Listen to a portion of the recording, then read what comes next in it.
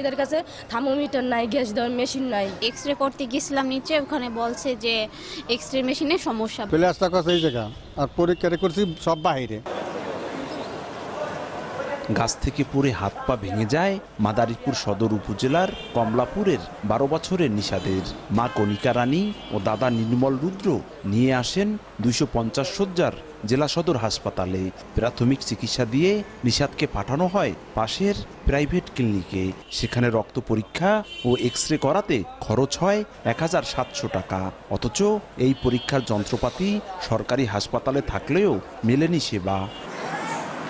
শিশু ওয়ার্ডে ভর্তি হওয়া 5 মাসের মিম, 1.5 বছরের আতিক ও 2.5 বছরের রুবেলের রক্ত, কফ ও এক্সরে সহ সব পরীক্ষাই করাতে হয়েছে বেসরকারি ক্লিনিকে। সরকারি হাসপাতালে যন্ত্রপাতি সহ সব ব্যবস্থা থাকা সত্ত্বেও বেসরকারি ক্লিনিকে পরীক্ষা করাতে বাড়তি টাকা গুনতে হচ্ছে বলে অভিযোগ সেবা প্রত্যাশীদের।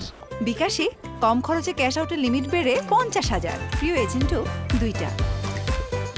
এক্সরে করতে গেছিলাম নিচে, ওখানে বলছে যে এক্সরে মেশিনে সমস্যা, বাইরে থেকে কইরে আনতে হবে। প্লাসটা কত এই জায়গা আর পরীক্ষা করছি সব বাইরে। 1700 টাকা গেছে। এদের কাছে থার্মোমিটার নাই, গ্যাস দেওয়ার মেশিন নাই, কিছু নাই। সুযোগ সুবিধা না পাই সরকারি হাসপাতাল, তো আমরা কি জন্য গরিব মানুষ আসি। উপজেলা স্বাস্থ্য কমপ্লেক্সগুলোর অবস্থাও একই রকম। চিকিৎসকের ফি ও স্বাস্থ্য পরীক্ষার নামে রোগীর গলা কাটছেন ক্লিনিক মালিকরা। অথচ সরকারি হাসপাতালে থাকা CT scan machine, digital x ray, ultrasonogram machine সহ অধিকাংশ যন্ত্রপাতি থাকে অলসপুরে। সরকারি হাসপাতাল দেখে তো আইছিলাম, ভর্তি হয়েছি।